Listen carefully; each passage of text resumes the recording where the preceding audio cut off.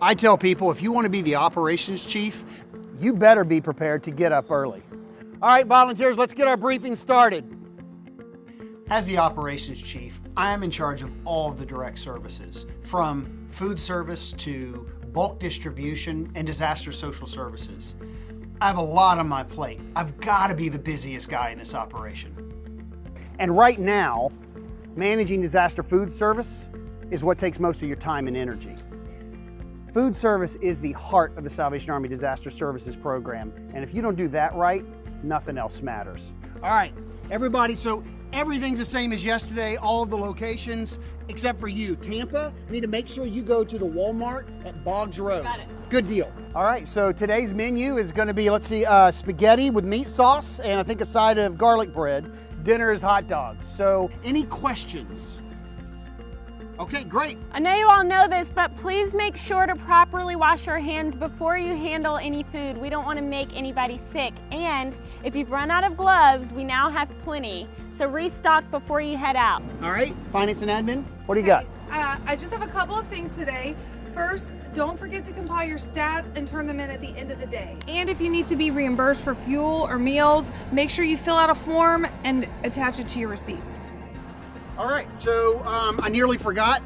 Our emotional and spiritual care specialist is with us today. They're gonna be out there with you on the canteens, really trying to help survivors cope with this disaster. So please use them, know that they are there for you, and if they're not busy, then put them to work. If there's nothing else, I think we'll open with a word of prayer and then we'll head on out. So there are 4 basic strategies to food services. There's roving feeding, fixed or stationary feeding, hub and spoke feeding, and hydration service. In roving vehicles, typically Salvation Army canteens are assigned routes through a disaster-impacted areas.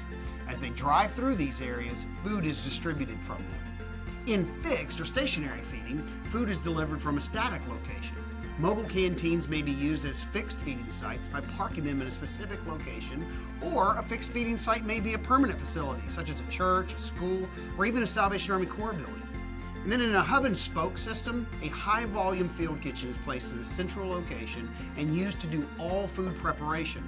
And when the meals are ready, canteens and other food service delivery units collect them, they take the prepared food from the central kitchen and radiate them out, distributing the meals as widely as possible. And this is probably a good time to talk about field kitchens, the hub, if you will, of our hub and spoke feeding system. First, setting up a field kitchen requires a considerable amount of resources. In addition to the kitchen and the food and supplies, you also have to establish a lot of supporting infrastructure.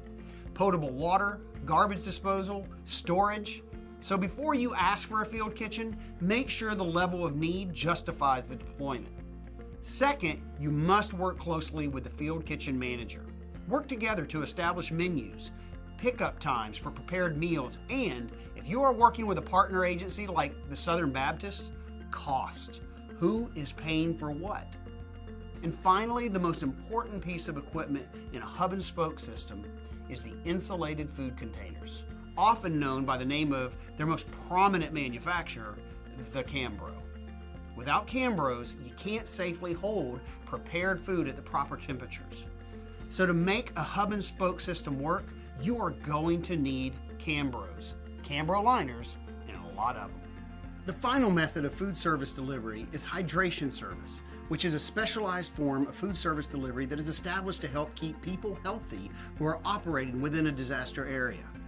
Hydration service follows strict guidelines about what can be served, and it focuses primarily on providing beverages which replenish electrolytes, enhancing energy and rehydrating the body. Once the canteens are on the road, you might think my day would slow down, but it's really just getting started. First, I need to plan upcoming days' menus, and that means working with the logistics chief to assess what foods we still have in inventory and reorder as needed.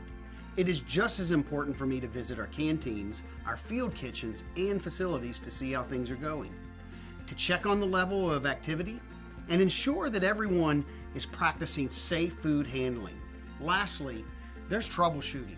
I mean, you'd be astounded at what can go wrong on a disaster site, especially in food service. Equipment breaks down, supply shortages, late food deliveries. I have to be available to fix it all. And I'm already late for an incident command briefing. Okay, we need to wrap up this incident command briefing. Ops, give us an update if you will.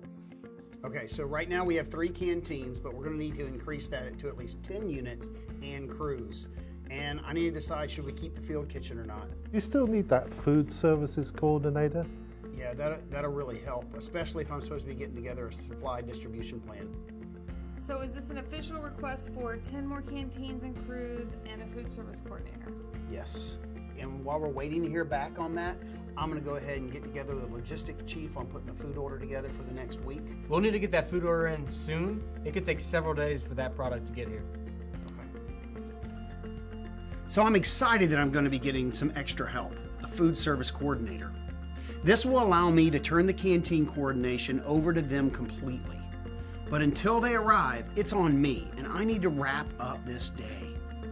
As the canteen teams returned at the end of the day, it is important for me to be on hand to debrief them. See how the day went, inspect the feeding units for cleanliness and for functionality. I also need to collect their daily statistics. Unused product needs to be stored appropriately or discarded. Cleaning and sanitizing of our units and feeding equipment must be supervised, and this is really important. I need to work with the logistics chief to perform needed repairs and maintenance. Finally, I need to meet with our public information officer. They need to know tomorrow's service location so that they can update the public and the media on where we'll be serving the next day. When I said the operations chief is the busiest person on the incident command team, I wasn't joking. And tomorrow, we're going to do this all again and more.